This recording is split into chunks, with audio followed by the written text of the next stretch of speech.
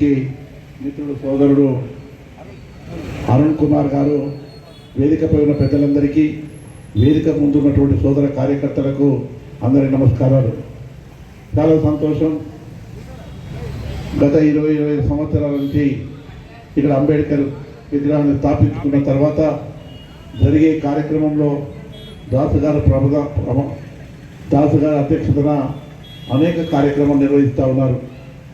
వారి జయంతిని కానీ పురస్కరించుకొని మరి ఏర్పాటు చేసిన సభకు చాలా హుందాగా మాట్లాడేటువంటి ప్రజలు మాట్లాడతారు. ఆశయాలను కొనసాగించేదానికి ప్రయత్నం చేస్తాం.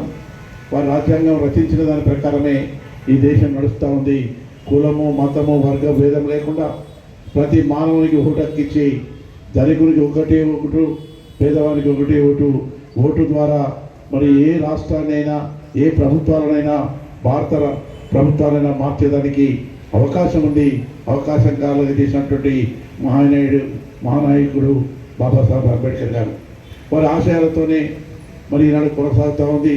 ప్రపంచ దేశంలో కూడా మన రాజ్యాంగాన్ని పట్ల విశ్వాసం, విధేయత చూస్తారు. భారత యొక్క రాజ్యాంగంలో ఇప్పుడు అమెరికా చూడండి డిక్టేటర్షిప్తోనే ఉంది. మన దగ్గర చూడండి ఎట్లుంది. ట్రంప్ను చూస్తే ఎలా కనపడుతుందో ఒకసారి మీరు ఆలోచన చేయండి. పొద్దున ఏం మాట్లాడతాడు, బుద్ధికి ఏం మాట్లాడతాడు.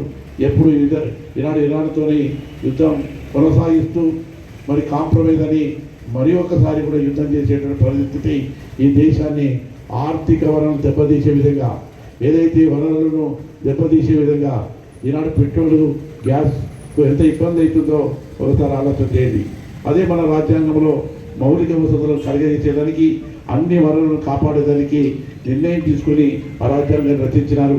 కాబట్టి వారి నాయకత్వంలో వారు ఇచ్చిన ఆశయాలను కొనసాగిస్తూ భవిష్యత్ తరాలకు కూడా మార్గదర్శకులుగా ఉందామని మనవి చేసుకుంటూ ఇక్కడ ఏర్పాటు చేసిన పెద్దలందరికీ మరొకసారి ధన్యవాదాలు తెలియజేస్తూ సెలవు తీసుకుంటున్నా. జై భీమ్.